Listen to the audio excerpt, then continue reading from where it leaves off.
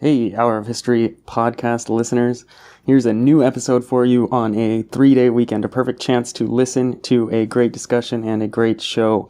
Or it's not a 3-day weekend and you can listen to this episode at any time because the Hour of History podcast is a timeless gem in your pocket. This episode is brought to you by Printful. Printful is easy, on-demand, online printing, fulfillment, and shipping. Just go to hourofhistory.com/printful. Printful, to see all the various custom products you can choose from for you or your business. You can make your own mugs, sweatshirts, hats, swimwear, and so much more. Go to hourofhistory.com/printful now and mock up merch with your own custom brand to sell from your store. hourofhistory.com/printful. Stick around to the end of the show so you hear the weekly suggestions, and be sure to check out hourofhistory.com for the full episode write-up and some important links. As you know, every guest on Hour of History is special and fantastic, and they bring something awesome to the show. This week is extra special because it's a Baumann. It's John Baumann. He's my great uncle, and he is the founder of this organization, Faith in Action. There's both a national and international branch. You're going to get all the links to that at hourofhistory.com. And he's currently the director of special projects and international director at Faith in Action. So it was a pleasure to have him join me for the interview. And I think you're going to learn a whole lot, not just about community organizing, running a global organization, but also about bringing people together. Thanks for listening. Hour of History, our world, anytime, any place. You're listening to the Hour of History podcast. Our world, anytime, any place. With your host, Stephen Baumann, and producer, James Abel. The Hour of History is a member of Episodic Network, an association of fun, interesting, and informative podcasts. EpisodicNetwork.com. Without further delay, your Hour of History starts right now.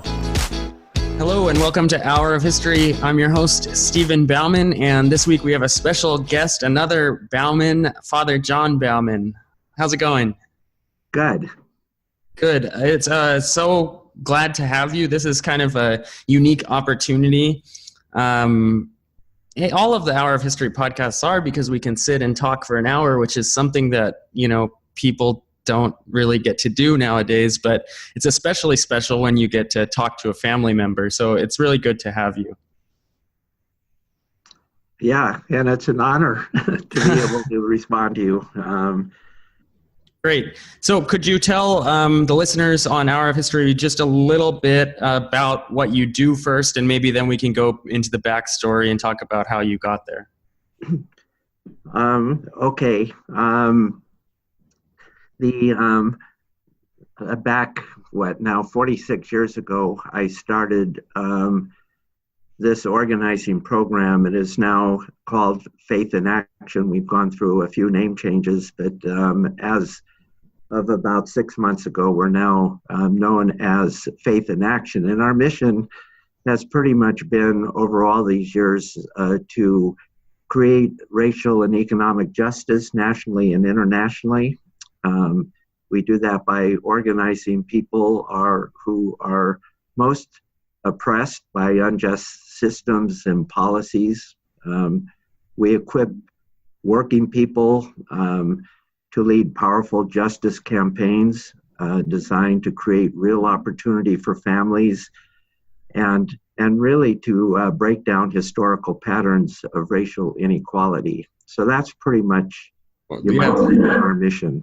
Wow, that's a huge goal you've set there, the racial and economic justice.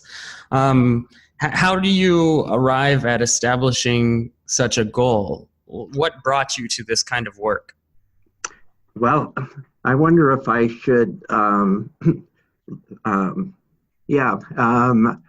would call it pre-Faith in Action, or what we were called PICO, pre-PICO.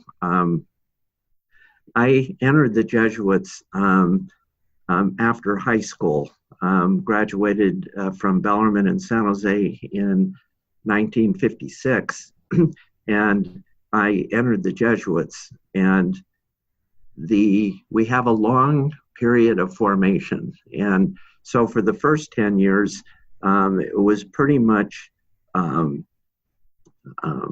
time of what we might call spiritual formation, and was really removed a lot from what was going on in the world. So nothing really changed for me during those 10 years. But in the world, what was going on was really an age of reform and revolution in the country. You know, the civil rights had taken place, the hippie movement, Chicano movement, anti-war was the Vietnam era. There was movements, the gay recognition movement, free speech movement. So that was going on in the world. And in the church, in my faith tradition, the Catholic tradition, Vatican II had just taken place and talked a lot about how the church should interact with contemporary society. So it was with that kind of a background, I started my theology program in 1967. And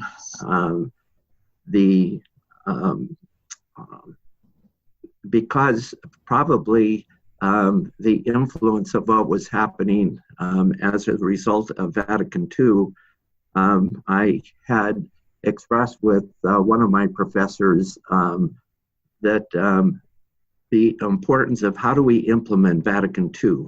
And he suggested a program in Chicago called the Urban Training Center. And it was a program not only for clergy, but it was, they had various programs on looking at how do we relate to the needs of the inner city. And it was a 3-month program that I was in, and it was during that, the first month was all workshops. It was one of the workshop givers was Saul Alinsky, who was an interesting person to in touch with. What impressed me about him, he had a strong belief in people. And he said that, you know, if people have the opportunity to act freely and the power to control their own destinies, he said they will reach the right decisions. And so I was really attracted to that model of organizing. And so for the remainder of that summer program, so as I say, the first month was all workshops and then field placement. And so I worked in one of the Alinsky organizations under Tom Gaudet, who was an Alinsky lieutenant.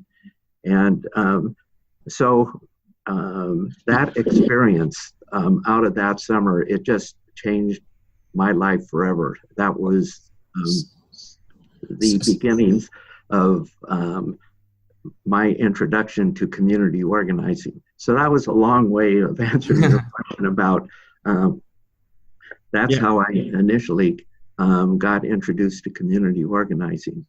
Yeah.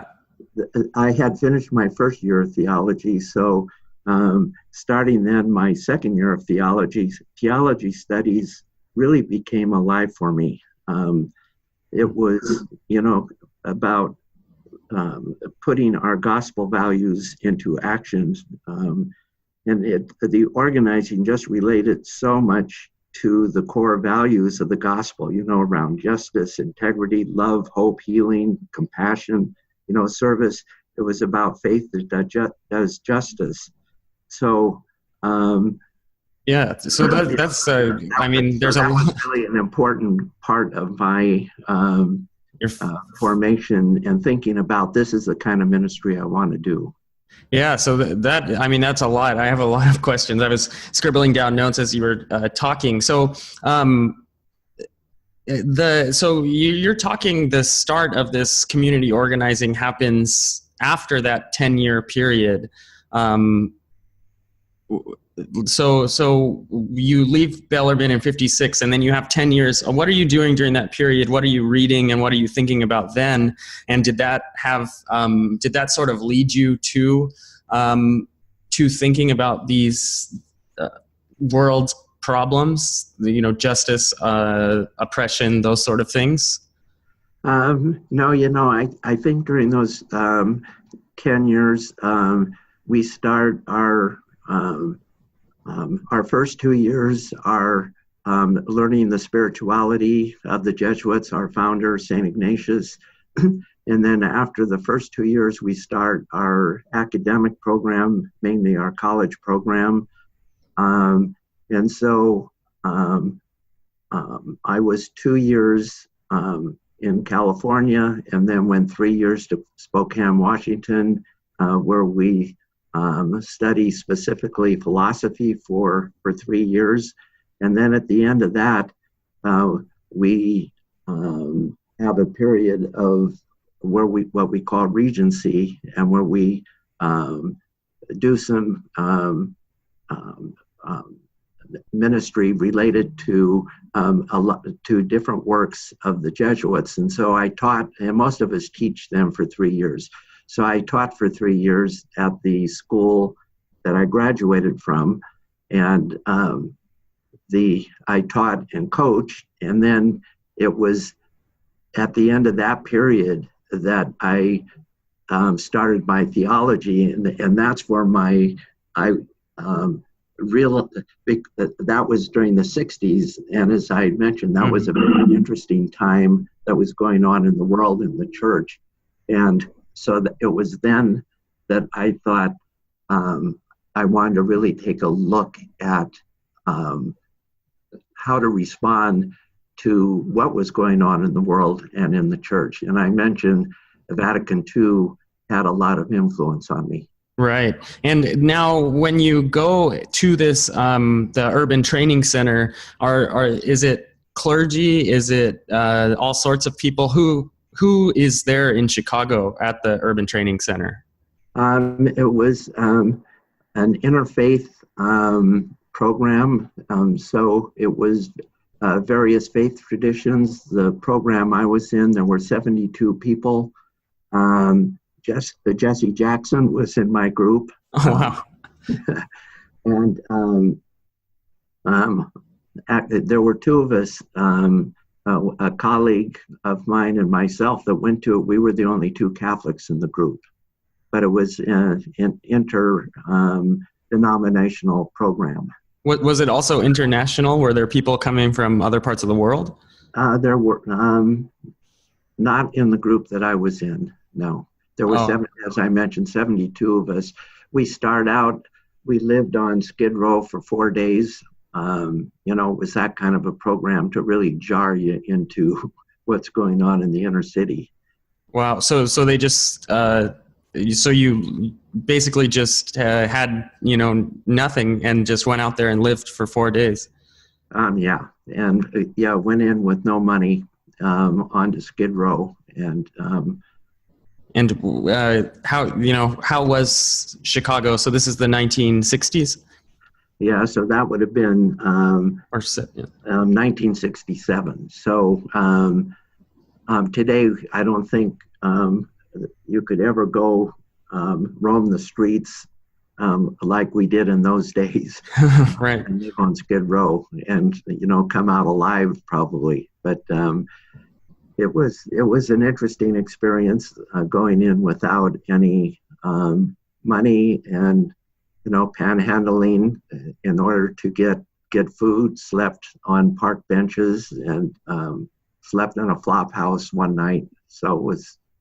And was it kind of just everyone spread out, or did you stay with people in this cohort? Were you allowed to work together, or?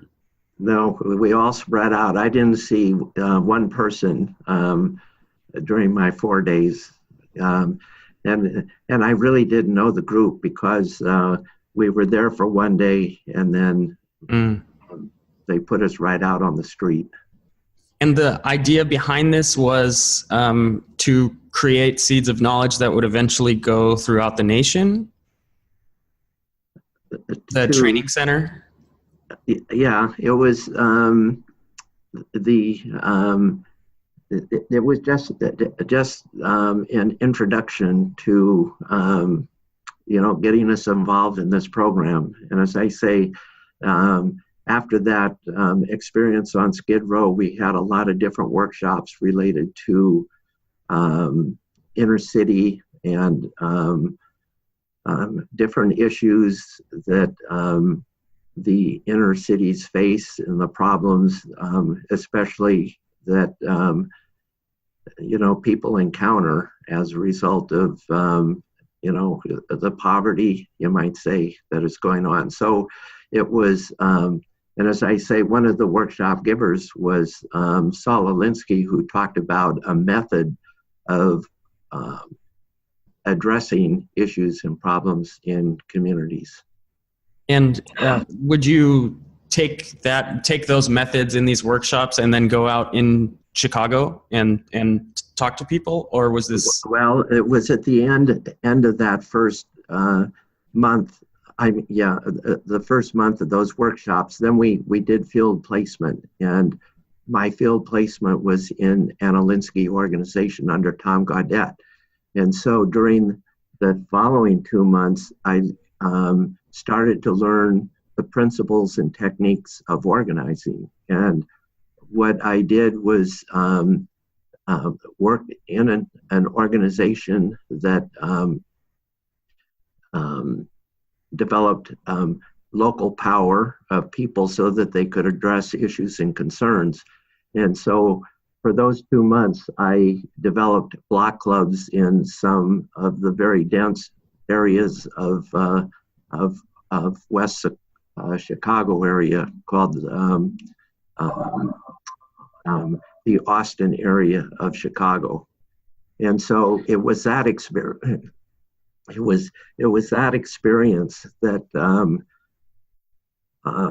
as I mentioned, really changed my life forever. I saw that this was a method to get to the real pain that people have by building organization with the power to confront institutions to make changes. And for example, a lot of the issues that I worked on for those 2 months were related to housing, were helped facilitate bringing people together and then confront landlords to make changes.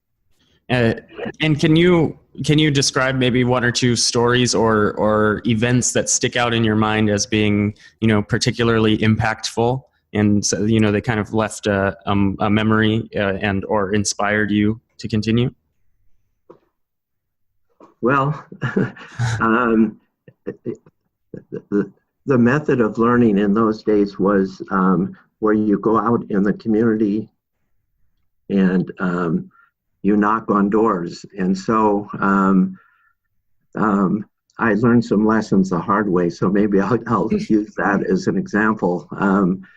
I spent a lot of time on the street talking to people, going door to door, and out of that, people were mentioning that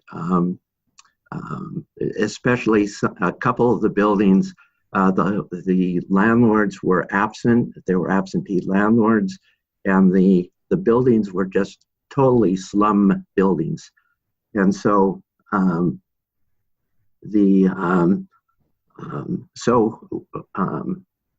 I actually worked with a small committee of people and put out flyers, and we pulled people together for a community meeting.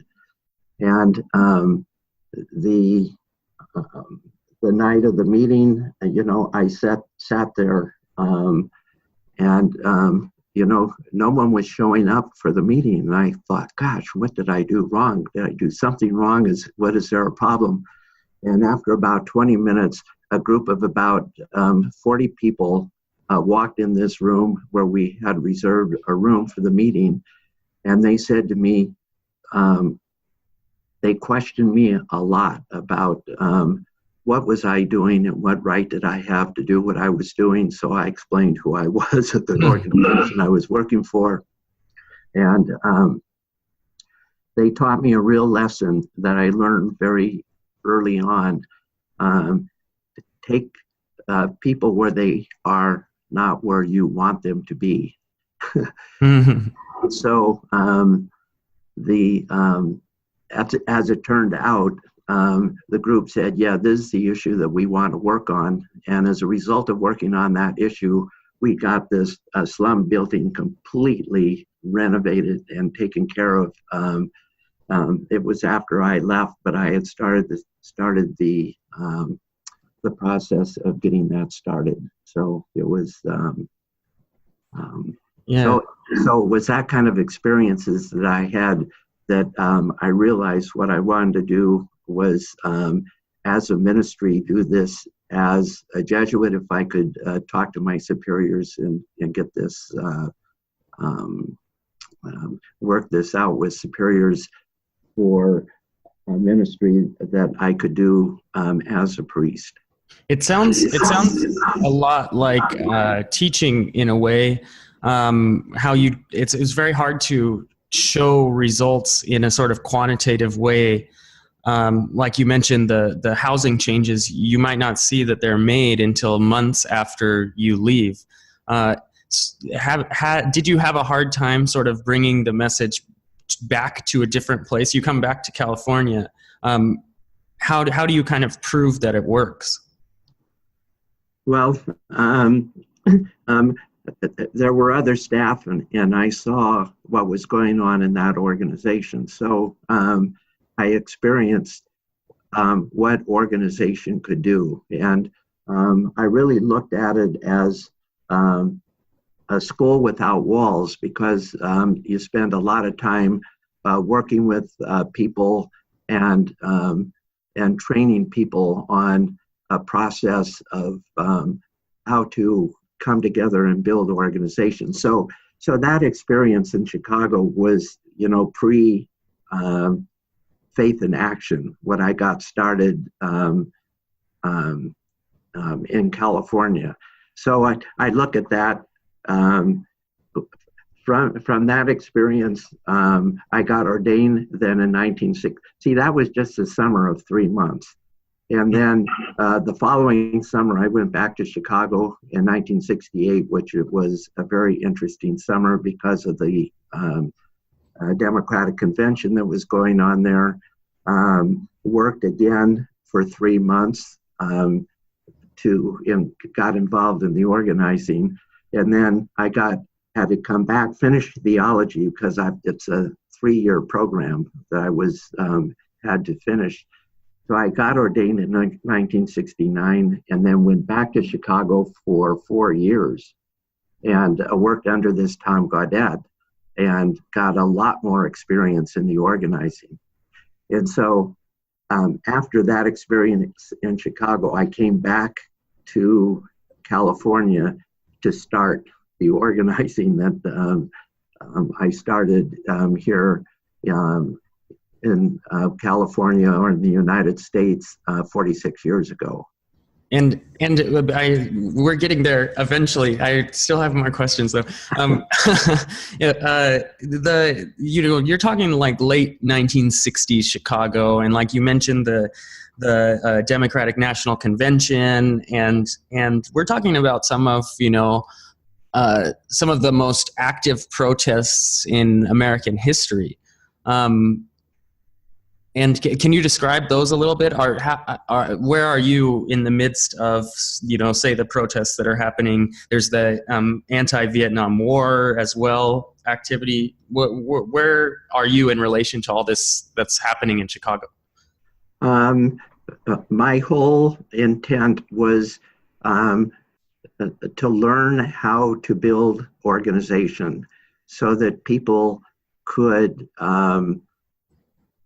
identify what concerns and issues that they had and how to develop a power base to address those issues. So there was a lot of the movement stuff that was going on, but I was convinced that the importance of local empowerment of people so that they can address issues and concerns so that their families would have a better quality of life. So the movement stuff was going on, at the same time that I felt it was important to learn community organizing, which was an empowerment of local people. Mm-hmm. And so you gave us the example of like holding meetings, or what other sort of activities bring together the community? Issues. So the whole time that I spent in Chicago was working, listening, a lot of listening to people, and then when people would talk about their issues and concerns, it was bringing people together to do research on how do we confront this issue, and then what kind of action do we need to take in order to change that situation. And I use the example of a slum landlord. So what we pulled together as a group of people, the people do the work. So they invited the slum landlord to come to a meeting, and in the case with that issue that I worked on, the landlord refused to come to the meeting. The night of the meeting, we all got in cars and we went out to his neighborhood, and we talked to his neighbors and let his neighbors know that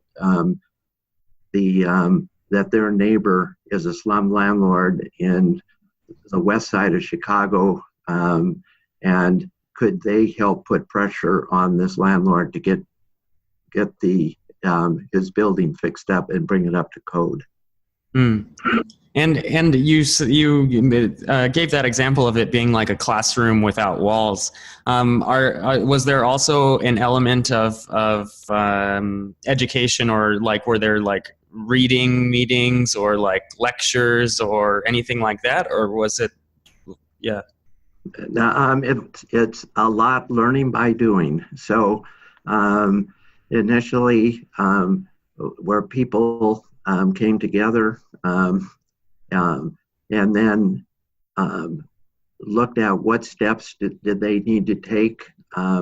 It was important to have a lot of factual data about what was going on with the slum building. So there was a lot of time where people did the inspection and wrote up all the violations that were associated with that building. Did research to find out who owned the building, and that's how they found out it was a landlord that lived in the suburbs. And then what are the steps that are needed to get this situation taken care of. And so we talk about inviting the landlord to come to a meeting. And so it's facing numbers of people. So how is a person going to say no to a large group of people? Our whole model, though, of organizing, from what I learned in the Chicago days, changed pretty dramatically from the Alinsky model. So that's why I don't know that it's important that we talk a lot about what went on in Chicago, because from those Chicago days, I was able to start something here in the United States, and it then grew internationally. That became a faith-based organizing model.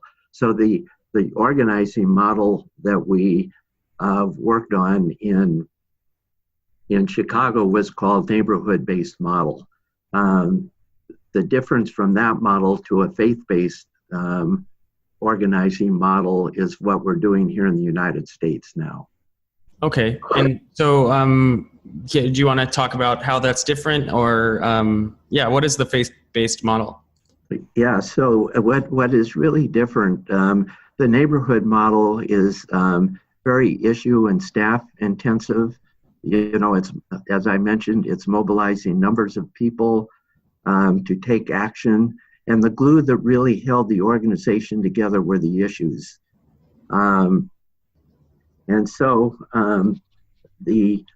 when we started our organizing here in California in 1972, for the first 12 years, we pretty much did the neighborhood model of organizing, and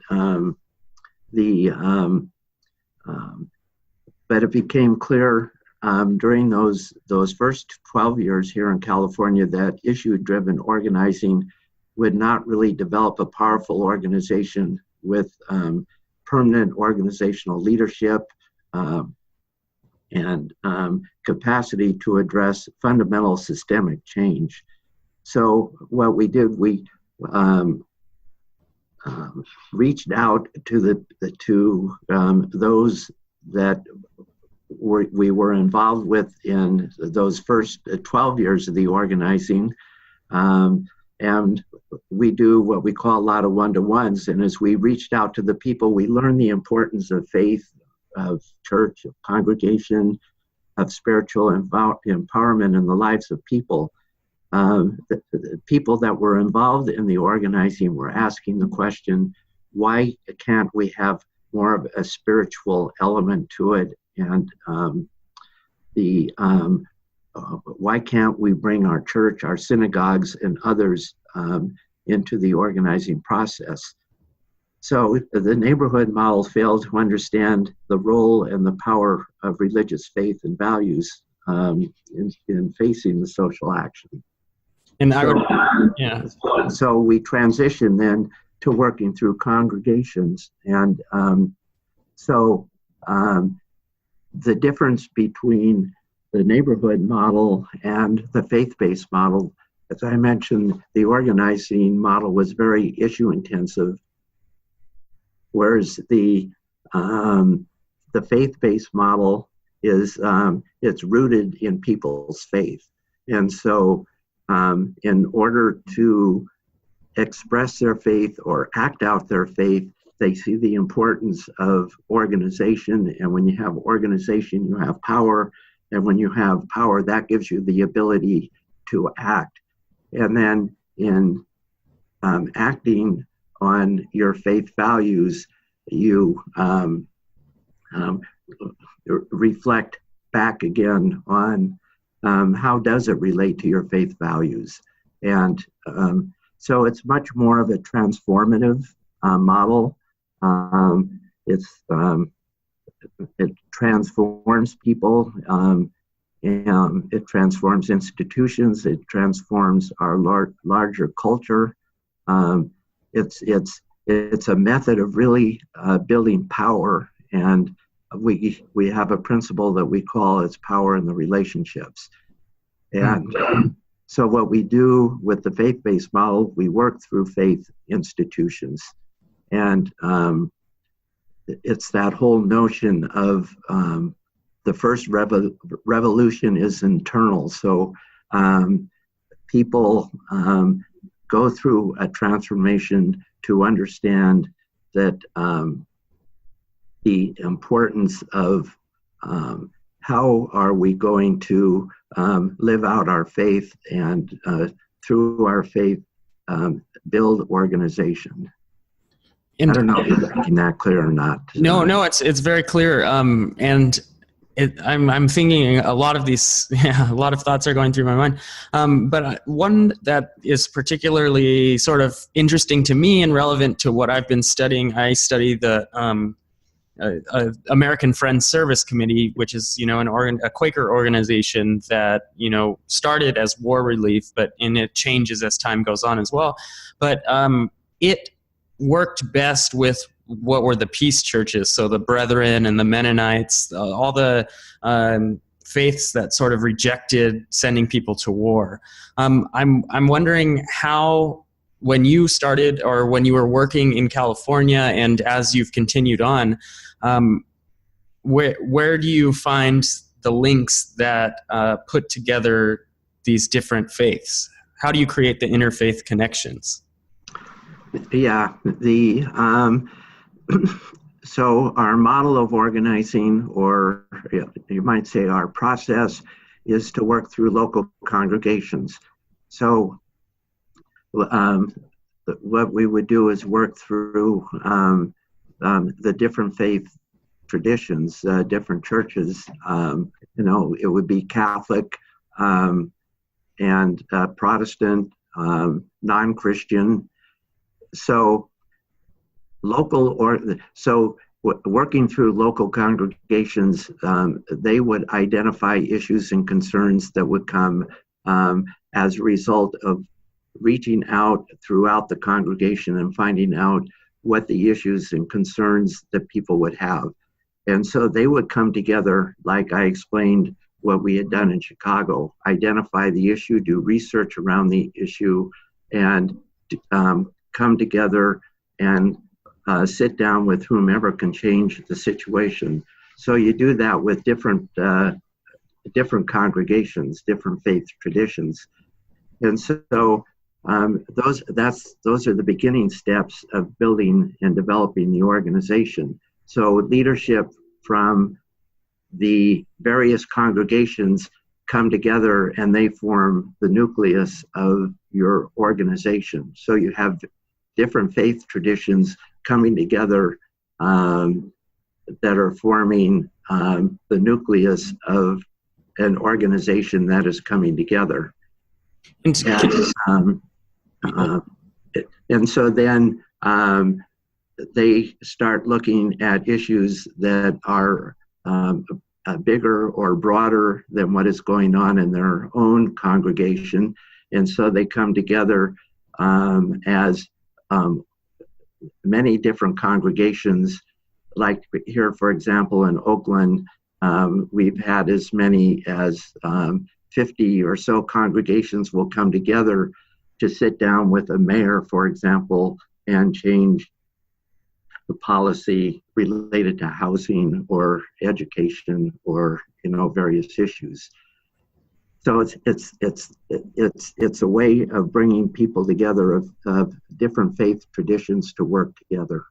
And I'm sure you mentioned, even at the beginning when you had meetings and then people didn't come, you encounter congregations that don't want to participate? Yeah, it's everything is it's up to the local congregations whether or not they want to participate in the organization that is being built. And so how do you sort of what is that sort of process? Would you say most are willing to work with you at some level, or is it something that took a lot of listening and becoming better known in the area before people started linking together? Because you talk about 50 congregations coming together for to meet for a significant meeting, but that must have taken a lot of time to bring together 50 congregations. Yes. So maybe backing up a little bit, if we're going to start an organization in a city, we don't do it as organizers. It's the leadership that make the decision to that they want to build an organization. So our first step is to bring together, and especially clergy that are interested in helping develop an organization that is going to bring people together, empower people so that they can build an organization. So that's where it starts. It starts with what we call a sponsoring committee.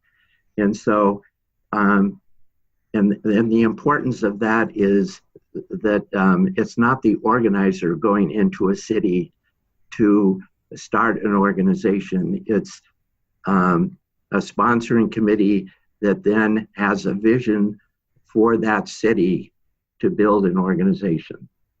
And so once that sponsoring committee is saying, yes, we want to move this thing forward, then they get incorporated, they raise a budget to hire the organizers. And then as organizers, we train leadership on how to build the organization. So our steps then, we start to work through local congregations. And so my time as an organizer will go into congregations, meet with the pastor or the rabbi or the imam or whomever it is, and find out if this is something that they feel would be something that they would want to explore with their congregation. If they want to explore that with their congregation, then that pastor invites people that he or she thinks would be people that would be interested. So they come to a meeting, and then my job as an organizer to review with them what would it take to build a local organization in their congregation. So it's quite a process. That's why it's like a school without walls, because we do a lot of training where people come together, and we train them on a process of what does it take to build organizations. So we train around how to, for example, just to do one-to-ones, how to do research, how to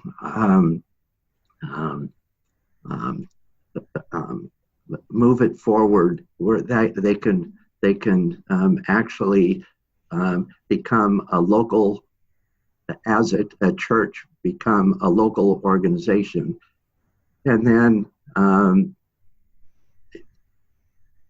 so that process goes through the local congregations. So this is going on now in, say, 30 congregations. When we initially get started, it might start with about 20 congregations within the city.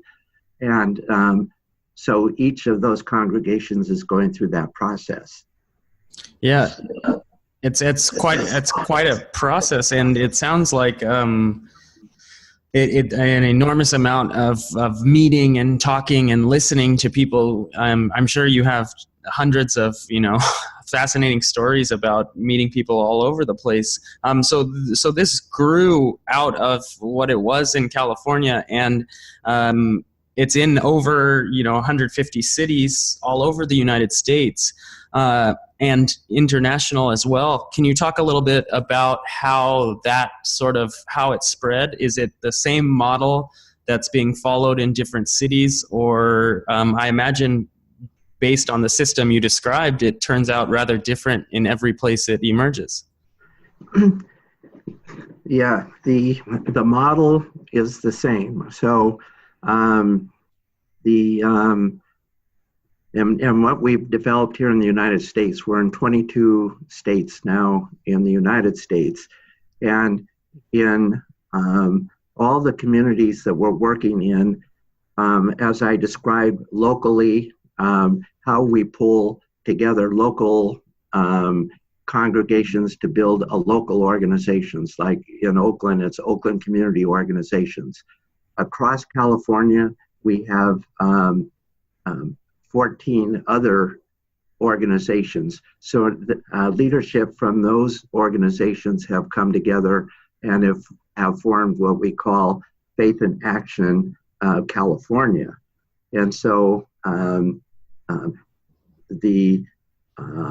it goes from local organizing continually takes place. Issues that are broader than what local cities can confront. So they'll come together on a statewide level to make an impact, say, on the governor around, it could be issues related to immigration, education, or whatever that is, whatever issues come out from the people. And then, as I mentioned, we're in 22 states. We bring key leadership from all our organizations across the United States, and we work on issues on a national level. Mm-hmm. So that's going on here. And then as a result of our successes, I guess you might say, of what's going on here in the United States, the Catholic cardinal from Honduras 12 years ago observed what we were doing here in the United States and said, this is something I would like to, could we explore bringing this to Central America? And so started the same way as I described we might start in a city. I said, can you bring together especially bishops across Central America, and we'll spend 3 days and we'll run through what it takes to build organization. And so the Cardinal did that. We had, at the end of a 3-day meeting with 12 bishops, he had bishops from every country of all 6 countries across Central America.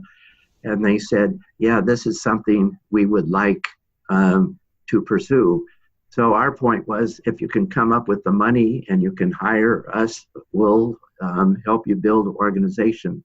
And so one of the bishops wanted to get that started, and that was Bishop Bolaños out of El Salvador, the Diocese of Zacatecoluca, and so an organization has been going on there for almost 10 years now. And then we had a pastor, a Lutheran pastor from Rwanda, who was here in the United States and was he was here in Oakland. He was actually here in the United States studying peace and reconciliation. And so he went to one of the Lutheran churches on a Sunday and was talking to the congregation. And one of the congregants said, now with what you're learning around peace and reconciliation, how are you going to bring this back to Rwanda? And he said, you know, honestly, I don't know. So, one of the Oakland organizers was in the congregation and talked to him after and said, you know, do you know anything about community organizing? And he said, no, he didn't.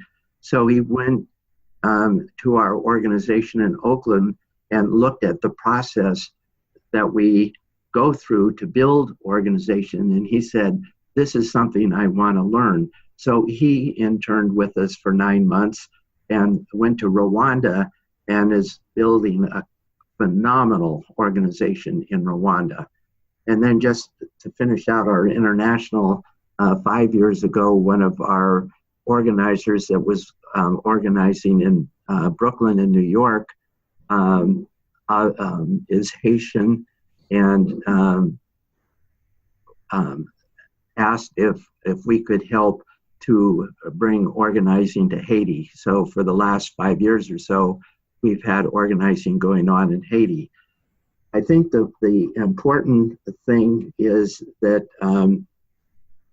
how organizing has worked in different cultures in different areas, that we everyone follows pretty much the same process. It's really our principles of organizing that move it along, and people really get excited about being civically engaged. And that's how this whole community organizing program has, you know, just continually grown, and we have opportunities for a lot more growth.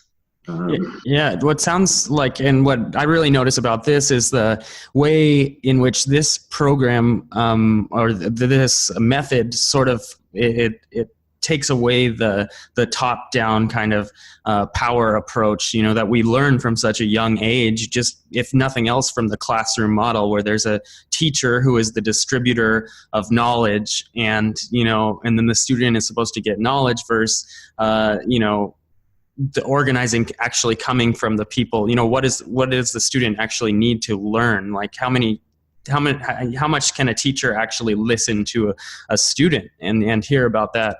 So it sounds like a lot of the power is coming from the listening aspect of this.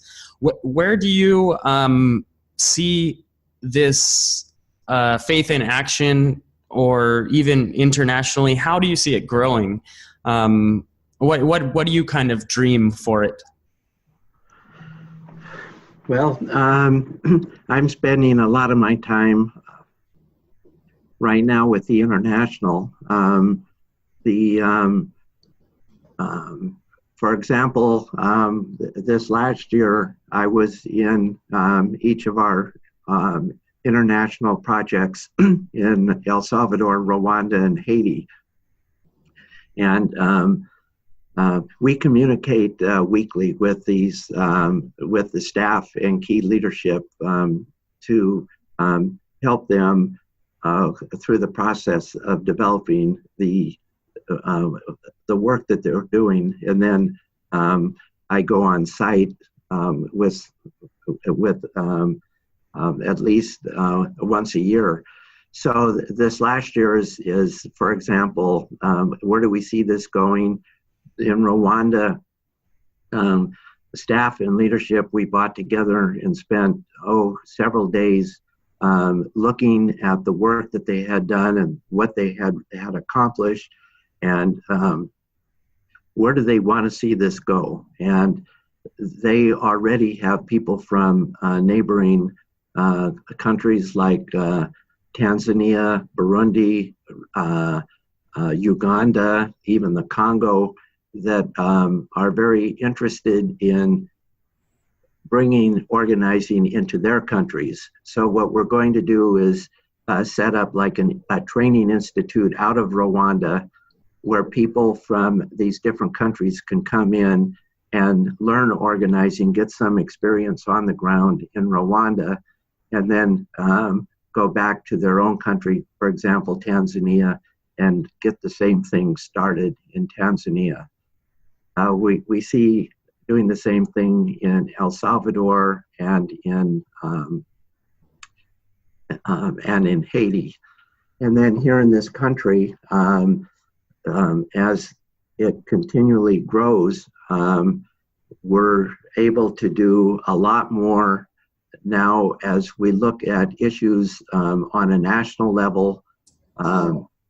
The importance is always to keep developing the local organizations. That's where the base of the people are. And so continue to work on the local level, but where people can come together nationally and address some of the major issues that relate to especially immigration, issues around violence, especially related to gun issues, in terms of jobs, fair wages, looking at the importance of the power of voting. What does it take to get more people registered in their communities or across the state to get involved civically on get people elected that are going to respond to their needs. So it's an ongoing vision, I guess you might say, that we have. And is the how do you kind of measure progress? It seems like this is work that is never going to be done. The progress is numbers of people that get training and are involved locally in their organizations, and where they see that they're winning, I guess you might say, to really make changes, make systemic changes so that families have a better quality of life. All right, fantastic. Well, that we're drawing close to the end of an hour here. It goes by very quickly, these conversations, unfortunately, because they're so fun. I think that's a positive message, and as quality of life is improving and people are satisfied with their life, we do see a sort of progress, and that's great. So at the end of the show, typically we make one suggestion for the Hour of History podcast listeners. The suggestion can be in any form and has ranged, from a banana avocado shake to literature. So I'll start. My suggestion is actually a book I remember that reading in college that had an impact on me, George Orwell's Road to Wigan Pier, where he sort of describes the British working class in prose that is much more accessible than, say, Engels describing Manchester. So George Orwell's Road to Wigan Pier is my suggestion. And so you're asking... any suggestion. Yeah. You know, even before I think of a book, it would be important if I think I was sort of scattered and all over the place trying to describe what we're doing. We have two websites. One is Faith in Action National, and the other is Faith in Action International. So if people want to get a way of seeing more specifically what we're doing, that would be a good place to go. You know, as far as a book, and I haven't read it yet, and I was on a conference call this morning, and after some people were talking about this book, I think I'm going to go order it. It's Frederick Douglass, Prophet of Freedom. I believe they said the author was David Blythe. They said it's really a good book, and so I'm going to go out and get it. We have one of our organizers just finished a book. It's called Stand Up by Gordon Whitman. Describes somewhat our principles of organizing. It just came out about 6 months ago. Fantastic. So the possibility of a book. Absolutely, yeah. And those links to those suggestions are going to be at hourofhistory.com, as well as hourofhistory.com/recs, RECS. And all the links to Faith in Action National and Faith in Action International, if you want to support the organization or find out about more of the work they do, those links will be at hourofhistory.com as well. So before I sign off here, is there anything else you wanted to mention? No, not that. I think it's just to restate the importance of local people that, given the chance to express their issues and concerns, that they will come together and make good decisions and to make changes in their community for the betterment of the common good. I just believe so strongly in the power of people and listening to people and people coming together. Fantastic. Believe in the people and they will make the right decisions. That is all for us on Hour of History. Thanks for joining us on Hour of History. It's our world, anytime, any place. Goodbye. Thanks again for listening. Make sure to check out hourofhistory.com/recs for all the recommendations mentioned during the show. That's hourofhistory.com/recs. And if you still haven't gotten your fill of the Hour of History, be sure to head over to our blog at hourofhistory.com/blog, where you'll find topics that were covered in the podcast as well as others. And that concludes this week's episode. We thank you again for listening, and we hope to have you back here next week at the Hour of History podcast.